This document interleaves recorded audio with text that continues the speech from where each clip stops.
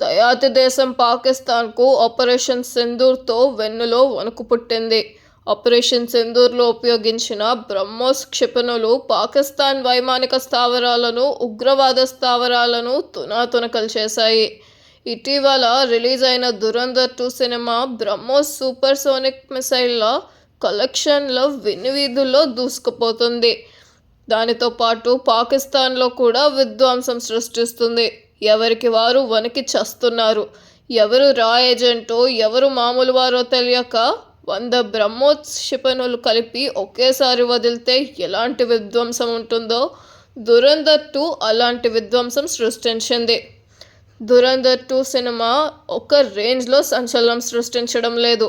Cinema 2.5 గంటలుంటేనే జనాలు bore కొడుతూ ఉంటుంది. కానీ సినిమా టైం సుమారుగా 4 గంటలున్నా ఒక్క సెకండ్ కూడా బోర్ అనేది లేకుండా దర్శకుడు తీశాడు సరికదా.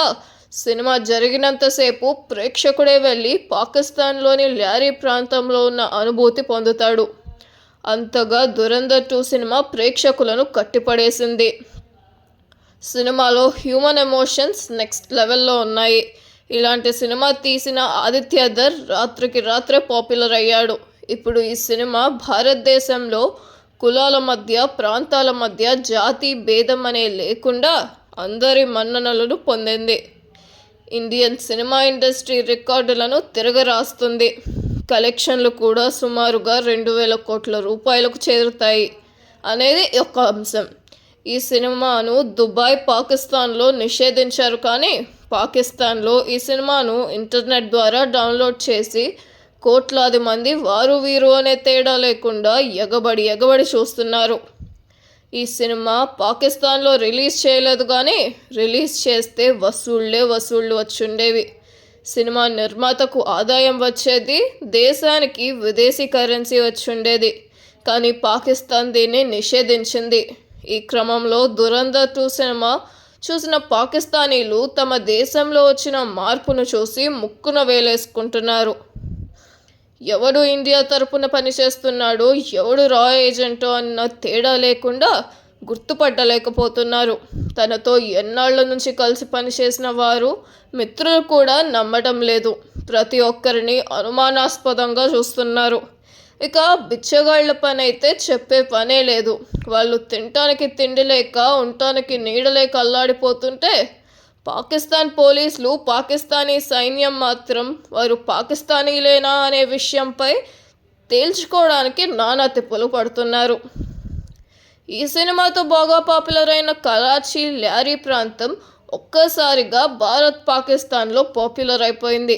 ల్యారీ ప్రజలు సినిమా దర్శకుడి మీద, సినిమా నిర్మాత మీద ఒక రకమైన ఒత్తిడి తీసుకొస్తున్నారు.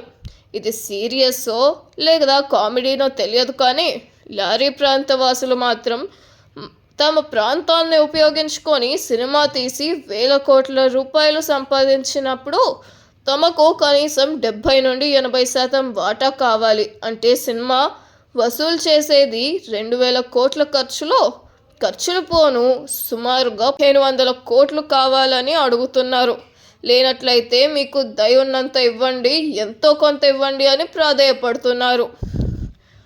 ఆ డబ్బుతో ల్యారీ ప్రాంతంలో రోడ్లు నిర్మించుకుంటామని, సదుపాయాలు కల్పించుకుంటామని చెప్తున్నారు.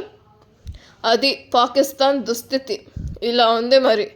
తమపై వ్యతిరేకంగా సినిమా చేసినా ఆ సినిమా ద్వారా వచ్చిన డబ్బు సాధారణ ప్రజలు అడుగుతున్నారంటే ఆ దేశం ఎంతగా దివాలా తీసిందో ఆలోచించవచ్చు. పాకిస్తాన్ ఈ సినిమా ద్వారా ఎంతో ఉలిక్కి పడుతుందో, ఎంత భయపడుతుందో తెలుసుకోవచ్చు.